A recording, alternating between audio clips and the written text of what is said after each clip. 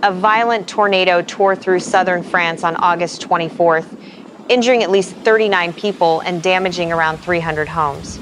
The footage captures the tornado forming beneath a powerful supercell south of Carcassonne and the destruction it left behind in Pomas, a small village in the Aude department. The tornado struck at approximately 5:20 in the afternoon between the cities of Carcassonne and Limoux.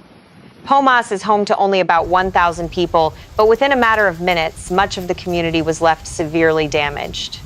Videos recorded from nearby Versailles showed a large, dark vortex extending from the storm toward the ground. As it approached Pomas, the sky rapidly darkened and debris began flying through the air. Residents described an intense burst of wind that lasted only a few minutes. Roof tiles were torn away, windows shattered, trees were uprooted, and objects from damaged homes were carried into streets and surrounding fields. According to the latest update from local authorities, 39 people were injured. 15 were transported to hospitals, while 2 were listed in critical condition.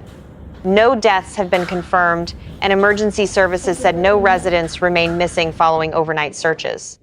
Among those injured was a pregnant woman whose home partially collapsed during the tornado. A wall reportedly fell around her, but a sofa helped shield her from the debris. She was taken to a hospital, while no further information about the condition of her baby had been released at the time of this report. The scale of the property damage is especially severe for a village of this size. Authorities estimate that approximately 300 of the 476 homes in Pomas were affected. That means close to 2/3 of the village's housing was located within the damaged area. The level of destruction varies from one property to another. Some homes suffered broken windows or missing roof tiles, while others lost large sections of their roofs. Several buildings sustained collapsed walls or major structural damage, leaving them unsafe for residents to re-enter. Vehicles were also damaged, and in some areas, trees and heavy debris blocked local roads. Pieces of roofing, insulation, wood, fencing, and household furniture were scattered across streets and nearby farmland. Firefighters continued inspecting buildings throughout the night, searching damaged homes and checking for anyone who might have been trapped. Structural specialists were also deployed to identify unstable walls and buildings at risk of further collapse. More than 120 firefighters were mobilized during the initial emergency response. They were supported by urban search and rescue specialists, a canine unit, police officers, local officials, and civil protection volunteers. By Tuesday morning, approximately 75 firefighters remained in Pomas. Their work had shifted towards securing damaged buildings, covering exposed roofs, clearing debris, and helping residents retrieve essential belongings. 2 emergency shelters were opened for people who could not safely return home. One was established inside the community hall in Pomas, while another was opened in nearby Limoux. Police maintained patrols around heavily damaged properties during the night. Many homes had been left exposed after losing their roofs, walls, windows, or doors. The tornado and the wider storm system also disrupted electricity and transportation across the region.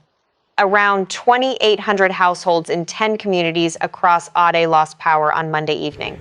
By the following morning, approximately 1,400 to 1,600 customers in the department were still waiting for service to be restored.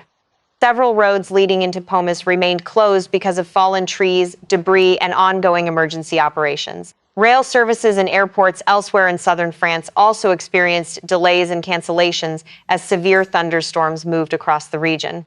The tornado developed beneath an organized supercell thunderstorm. This type of storm contains a deep and persistent rotating updraft known as a mesocyclone.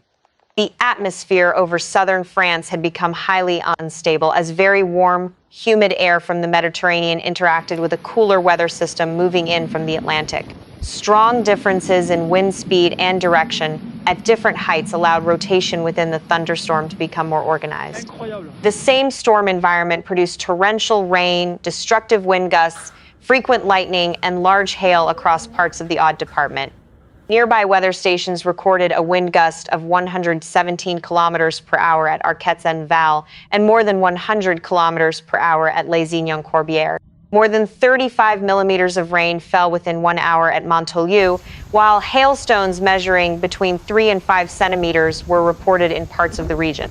Those measurements came from the wider thunderstorm rather than from inside the tornado itself. The tornado's maximum wind speed remains unknown because specialists have not yet completed their ground survey or assigned the event an official rating. Some preliminary assessments have suggested damage consistent with a strong tornado, but no official enhanced Fujita classification had been confirmed at the time of this report.